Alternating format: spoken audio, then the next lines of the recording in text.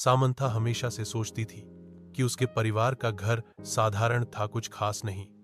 रात की चांदनी में भीगती हुई हवा उनके बीच कुछ कह रही थी।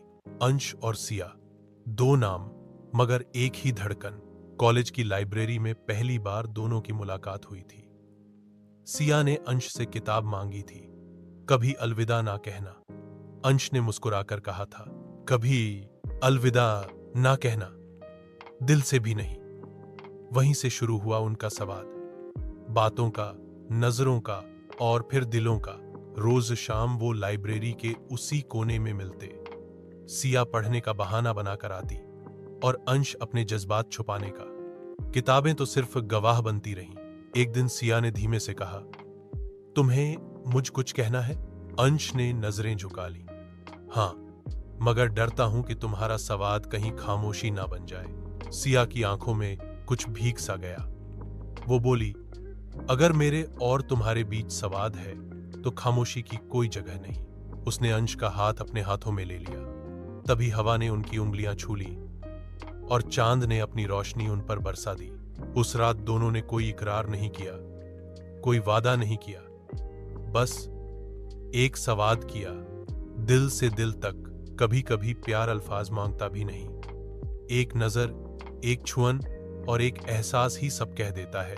एक शांत पड़ोस में यह एक सफेद बाड़ और एक अच्छी तरह से बनाए रखा के साथ एक आरामदायक 2 मंजिला घर था, बगीचा। फिर भी जब वह एक दोपहर धूल भरे अटारी में घूम रही थी तो उसकी नजर कुछ असामान्य पर पड़ी। दूर कोने में भूली हुई पेटियों के ढेर के नीचे उसने फर्श के नीचे एक संकीर्ण ट्रैपडोर देखा। अरबोर्ड्स।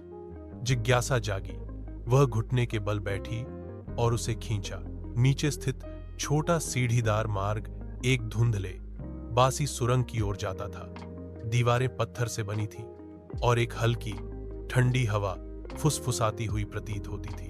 अंदर से गहरी आहें, दिल की धड़कनें तेज हुईं। सामंथा सावधानी से नीचे उतरी, उसकी टॉर्च अंधेरे को चीरती हुई।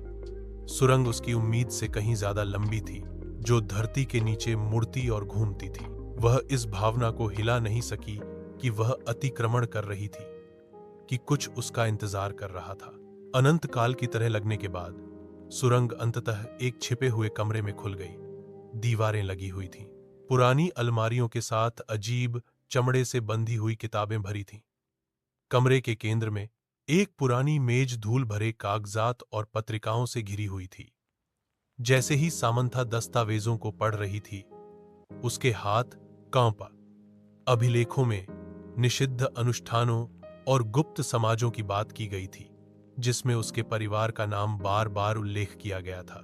जितना गहरा उसने पढ़ा, उतना ही अधिक उसे एहसास हुआ कि उसके परिवार का इतिहास आपस में जुड़ा हुआ था। वह गहरे रहस्य जिन्हें दफन रहना था, उसने कुछ ऐसा उजागर किया था जिसे किसी को पता नहीं होना चाहिए था। कुछ ऐसा जो पीढ़ियों से छिपा हुआ था। जैसे ही खोज का भार उस पर पड़ा, उसने अपने पीछे से सबसे हल्की आवाज सुनी, एक फुसफुसाहट, धीमी और ठंडी। वह अकेली नहीं थी।